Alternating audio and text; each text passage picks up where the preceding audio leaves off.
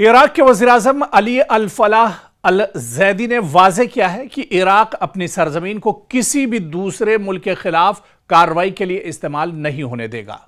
यह बयान ऐसे वक्त में आया है जब इराक खुद इलाकाई कशीदगी के बीच में खड़ा है और इसकी सरजमीन से पड़ोसी ममालिक की जानिब ड्रोन हमलों के इल्जामात भी सामने आते रहे हैं। सोचिए, मशरिक़ वुस्ता पहले ही कशीदगी, हमलों और जवाबी कार्रवाइयों की जद में है और ऐसे वक्त में इराक कह दे कि हमारी सरजमीन किसी दूसरे मुल्क के खिलाफ कार्रवाई के लिए इस्तेमाल नहीं होगी। यह सिर्फ एक सियासी बयान नहीं बल्कि बगदाद की जानिब से एक अहम सिक्योरिटी और सिफारती पैगाम भी इसे समझा जा रहा है। इराक के वज़ीर-ए-आज़म के दफ्तर की जानिब से जारी बयान में कहा गया है कि इराक अपनी सरजमीन को दूसरे ममालिक को निशाना बनाने वाली कार्रवाइयों के लिए इस्तेमाल होने की इजाजत नहीं देगा। यानी बगदाद का बुनियादी मौक़िफ़ है कि इराक की सरजमीन से न किसी पड़ोसी मुल्क के खिलाफ हमला किया जाएगा और न ही इराक किसी ऐसी कार्रवाई का अड्डा बनने देगा जिससे खित्ते में मजीद कशीदगी पैदा हो। यह बयान इसलिए भी अहम है क्योंकि गुज़िश्ता दिनों सऊदी अरब की जानिब से इराक से आने वाले ड्रोन हमलों की शिकायत सामने आई थी।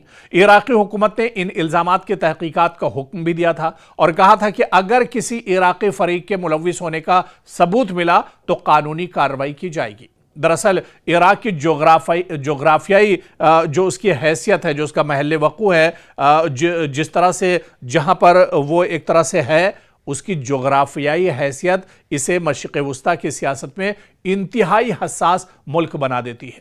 एक तरफ इराक की सरहद ईरान से मिलती है, दूसरी तरफ सऊदी अरब और दीगर खलीजी ममालिक हैं, जबकि शुमाल में तुर्की और मगरिब में शाम वाक़े हैं। इसके अलावा इराक में मुख्तलिफ मुसल्लह गुरोह भी मौजूद हैं जिनके इलाकाई ताकतों के साथ ताल्लुकात रहे हैं। इसीलिए बगदाद के लिए सबसे बड़ा चैलेंज यह है कि वो अपनी सरजमीन को किसी बड़ी इलाकाई जंग का मैदान बनने से दरअसल कैसे रोके, क्योंकि इराक ये पैगाम देने की अब कोशिश कर रहा है कि हम किसी एक फरीक के साथ खड़े होकर दूसरे फरीक के खिलाफ अपनी जमीन इस्तेमाल नहीं होने देंगे। यही वजह है कि इराकी हुकूमत गुज़िश्ता कुछ अरसे से बार बार अपनी खुद मुख्तारी और इलाकाई सलामती पर जोर दे रही है। इससे पहले भी इराकी हुकूमत ने वाज़ेह किया था कि इसकी सरजमीन से पड़ोसी ममालिक के खिलाफ हमलों की इजाज़त नहीं दी जाएगी। अक़वाम मुत्तहिदा के रिकॉर्ड में भी इराक के इस मौक़िफ़ का जिक्र मिलता है कि वो अपनी सरजमीन से पड़ोसियों के लिए ख़तरा पैदा होने नहीं देगा। लेकिन यहाँ एक बड़ा सवाल भी मौजूद है, क्या बगदाद इस पॉलिसी को अमली तौर पर नाफिज भी कर सकता है?